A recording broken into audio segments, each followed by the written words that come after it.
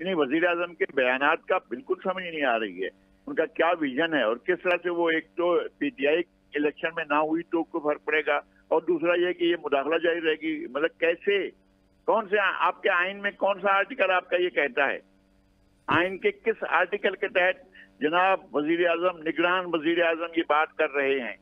उनको अंदाजा नहीं है कि पाकिस्तान का आर्टिकल बोलता हुआ आर्टिकल है, खामोश नहीं है, और अगर उसको एब्रोगेट कर दिया गया तो सजा आर्टिकल 6 के तहत होगी, अगर उसको सबवर्ट कर दिया गया तो वो जो है आइन से गद्दारी होगी, अगर उसको अबाइंस में रखा गया, अगर उसको ना पढ़ा गया, अगर उसके खिलाफ अमल हुआ।